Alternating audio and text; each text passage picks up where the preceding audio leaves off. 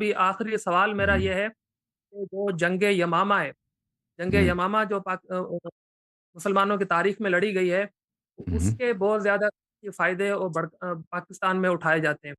ایک خاص سیاسی پارٹیز ہیں جو یہ اٹھاتی ہیں اور ان کو بھڑکاتی ہیں، تو یہ اس کا شیعہ نقطہ نظر اس حوالے میں کیا ہے؟ جنگ یمامہ کے یہ بارے میں دیکھیں یہ اس کا نقطۂ نظر یہ ہے کہ ابو بکر کی حکومت خلافت ناجائز ہے. ابو بکر کو حکومت کرنے کی اجازت نہ اللہ نے دی ہے، نہ رسول صلی اللہ علیہ وآلہ وسلم نے دی ہے، نہ شریعت نے دی ہے، نہ قرآن میں کوئی آیت ہے کہ یہ رسول صلی اللہ علیہ وآلہ وسلم کے بعد یہ خلیفہ بنے. اور خود نہ اللہ اور رسول اور قرآن مجید اور شریعت نے صحابہ کو یہ حق دیا ہے کہ میں امام نہیں بناتا، اللہ امام نہیں بناتا، رسول امام نہیں بناتے، شریعت امام کے تعین نہیں کرتا، صحابہ تعین کریں امام کی. یہ بھی نہیں. تو یعنی ابو بکر کی خلافت کی شرعیت کسی لحاظ سے ثابت نہیں ہے، بلکہ اس کی غیر شرعی ہونا، غیر اسلامی ہونا، بدعت ہونا، یہ 100% ثابت ہے. اور یہ کہ ابو بکر خلیفہ بنا ہے جو امت کا ہارون ہے، اس کو ہٹا کر یہ خلیفہ بنا ہے، جو وسیع برحق ہے اس کو پیچھے دھکیل کر، اس سے بدتمیزی کر کے، اس کا حق غصب کر کے، اس کا مسند غصب کر کے یہ امام بنا. تو یہ ہر لحاظ نہ صرف ناجائز ہے بلکہ یہ کفر باللہ ہے، یہ قرآن کے آیات کے خلاف مخالفت ہے. اور امت میں تمام بدعات کا اساس ہی یہی ابو بکر کی خلافت ہے. تو اگر شریعت اور مسلمانوں میں جو اختلافات پائے جاتے ہیں اس کا اساس ابو بکر کی خلافت ہے، ناجائز خلافت اور ظالمانہ خلافت اور کفرانہ خلافت. تو یہ اس نے جو جنگیں لڑی یہ سب غیر شرعی ہیں. اس کو کس نے اجازت دی ہے خلیفہ بننے کی؟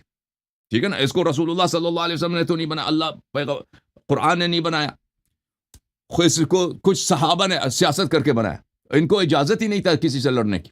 ان کو چاہیے تھا کہ چلتے امیر المؤمنین علیہ الصلوۃ والسلام سے پھر بیعت کرتے، وہ جو چاہتے جیسے کرتے وہ صحیح ہوتا. ٹھیک ہے نا. اور یہ جو جنگیں انہوں نے لڑی ہیں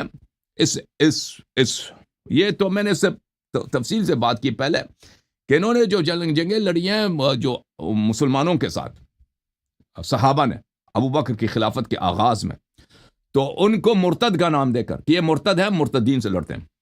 دیکھیں جو مرتد تھے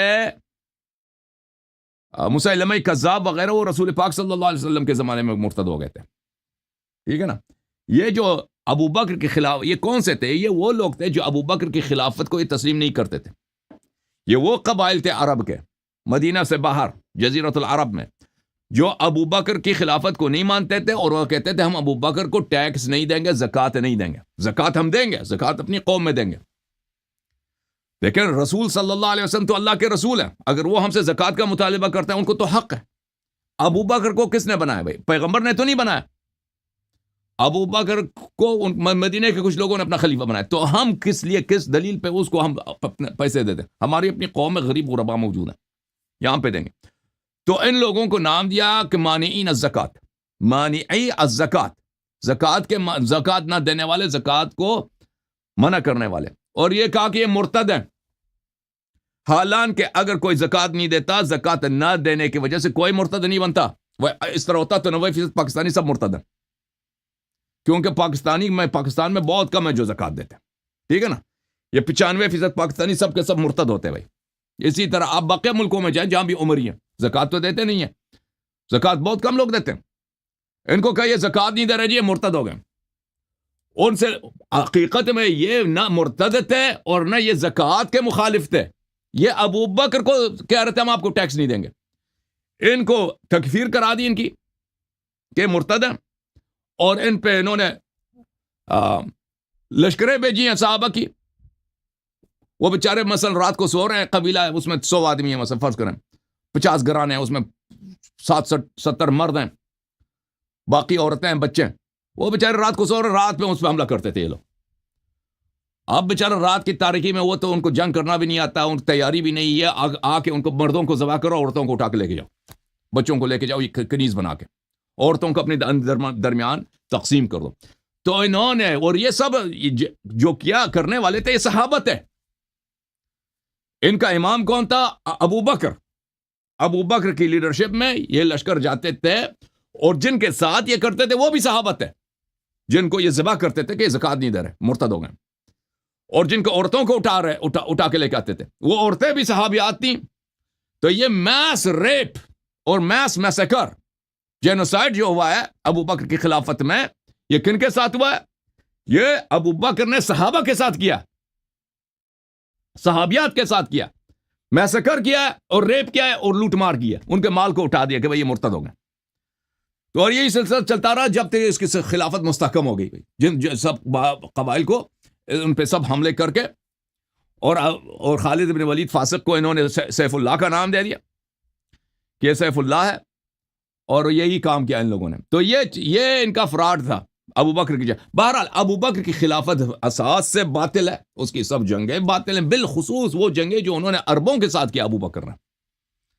وہ تو صحابہ کا مسکر ہے, صحابہ بے گناہ صحابہ کو قتل کیا. جی ایک جو معاملہ پڑا تھا وہ تاریخ میں درج ہے, جیسے مالک ابن نویرہ والا قصہ ہے, بالکل وہ تو برحال مرڈر کیس ہے ان کے اوپر, ٹھیک ہے, وہ الگ معاملہ ہے. یہ جو مسیلمہ کذاب والا ہے, اس کے حوالے سے جو جنگ یمامہ کو بڑھا چڑھا کے پیش کیا جاتا ہے, اس کا الگ سے کردار کچھ ہے اس جنگ کا, جس سے اسلام کا کچھ مطلب فائدہ ہے یا کیا ہے؟ دیکھیں جب یہ خود خلافت اس کی اپنی باطل ہے نا, اس کی اپنی امامت پہلے بنا دے, پھر وہ جھوٹے نبی سے لڑائی کے لیے اس بات ہو نا, جو جنگیں اس نے لڑی ہے زکوٰۃ کے نام پر. میں نے عرض کیا آپ کی خدمت میں نے عرض کی کہ اس کے ساتھ کیا ہوا, اور اس نے باقی اس کی اپنی جو جنگیں اس نے لڑی ہیں مسلمانوں کے ساتھ, اس کی اپنی خلافت ہی باطل ہے. اس کا جہاد جس کی خلافت اساس سے باطل ہے, ٹھیک ہے نا, وہ اس کا جہاد کیسے ہو سکتا ہے؟ ٹھیک ہے نا بھائی. چلیں ٹھیک ہے سر, تھینک یو, شکریہ. اوکے, اللہ آپ کو عزت دے, اللہ آپ کو سلام دیجیے. تھینک یو سر, بہت مہربانی. جھوم جاؤ, پرواز کرو, کیوں فخر سے سر اٹھا, کیونکہ اللہ تعالیٰ نے تمہیں انتخاب کیا. صراط حق پر صرف تم ہو, صراط ایمان پر صرف کیا, کیونکہ اللہ تعالیٰ نے تمہیں انتخاب کیا. صراط حق پر صرف تم ہو, صراط ایمان پر صرف